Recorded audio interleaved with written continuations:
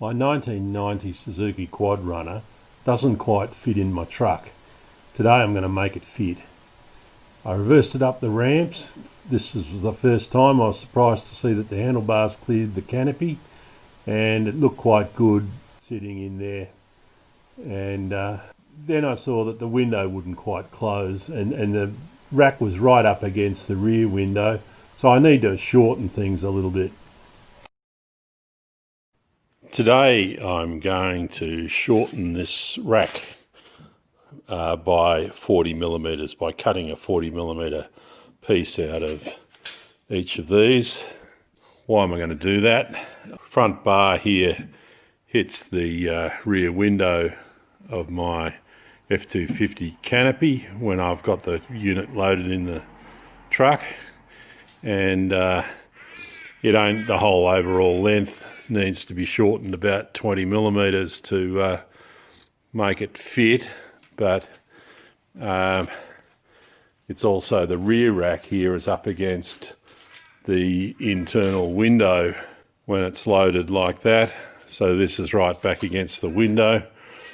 I figure I need to reduce the total length of the bike from rack to rack by more than 20 millimeters and more than 40 millimeters, so I can get another 40 millimeters out of reducing this gap here down to 40 millimeters. I'll take a 40 millimeter chunk out here and here and here and here. I'm thinking, rather than take a piece out of here, I'm thinking I will cut through here and just move that along, re-weld it on 40 millimeters along once this piece has been removed. Save having to make spuds up to fit in that tube as well. So that's the plan today. First of all, I'm going to get the angle grinder out with a thin blade and go cutting through these an accurate 40 millimeters, and then I'll turn up some spuds to make it work. So this has been cut off, a 40 millimeter piece has been cut off there. Same here. Doesn't really matter where that cut goes, whether it's right up against the tube or this way. The reason this one was right up against this side tube was it went into the curve here, and this is quite round, so a spud will go in there nicely, and there's room for it to go into the curve more, that's cut back level with the tube. This isn't very round anyway, so the spud will have to be squashed to that same oval shape to fit in there. Same on this side. So there's the piece, just held up there. That's a 40 mil gap instead of an 80 mil gap between those tubes, but I think that looks quite fine, and unless you're a trained eye, you wouldn't pick that the rack's been modified. So it's going to turn out well, I think. Again, that centre spud doesn't seem well aligned at the moment, but it will come better once the spuds are in the end and it's held closer to its position. So I've cut the 40 millimeters out of this and starting to mock it back up again. This is where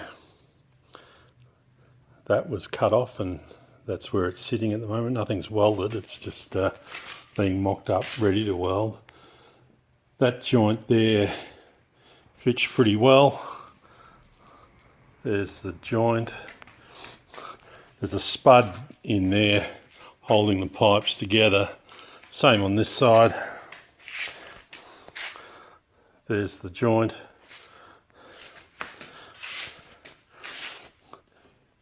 I moved this joint further this way because we're running into this bend otherwise, and gaining a little bit more space there, so the spud had room to move up in there. Means the weld is still attached on this side to this piece of pipe, but needs to be filled around in there.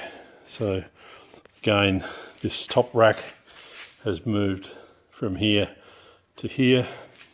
These centre pipes are gaping a little bit at the moment and not particularly well lined up. There and there.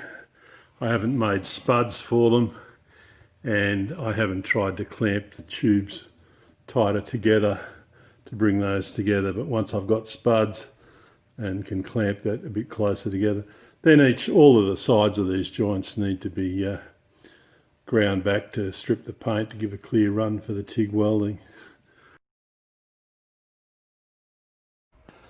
Okay, I've got these corners rejoined. Where that rail on the top comes down to meet the rack, that needs to be tweaked a little bit, but these joins are pretty ready to TIG up. I've got the clamp on there just squeezing this one together. It was sticking out a bit and holding the whole lot out. By clamping that one in, I've sort of brought the whole lot together. Once that one's welded, this one's got a little bit of a gap, which I'll close up with the clamp. This end is tight, and there's a gap in here which I should be able to fill with some TIG, and again deal with the end of this tube. They're not bad. They've basically got a cell cut between them. Where the weld was before, I've smoothed off so that it won't be terribly visible when it's done. At the front, similar things.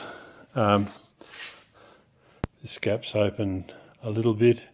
I think it'll clamp shut a bit better than that.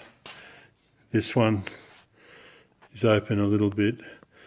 The blue you see in there is a bit of Sharpie that I was using to mark lengths and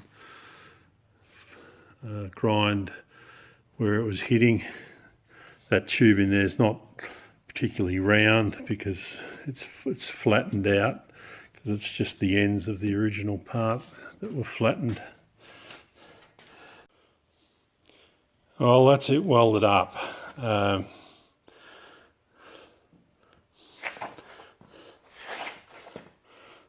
And obviously ground and filed a little bit because my welding is shit, but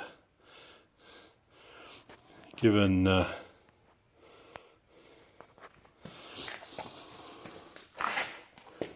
even the original's not that flash on here, I think this is good enough. Well, that's a little bit of paint on it. That's the 40mm gap there, used to be 80mm, and it doesn't look too bad. That's just the paint on that side. Got it strung up in the vise there. So that's the front rack.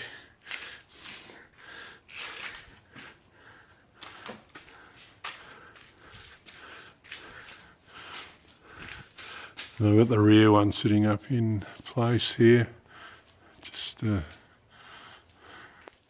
not bolted down, it's up in the air. So again, that's the 40mm gap there instead of the 80mm gap, and doesn't make a big difference to the appearance of the rear of the bike. I was at one stage thinking I'd shorten it back to this bar, but that would have meant there was no overhang over the area here and changed the appearance a fair bit. Look, there's still dings and the rack's not real straight, but it's a lot better than it used to be. And because you'll see on a previous video that I repaired this rack to some extent, and then I've gone and cut it up again. But I think working with a repaired rack was better than trying to fix two things at once. The quad will now fit in my truck. I'll show that in my next video. So get out to your shed and have a go yourself.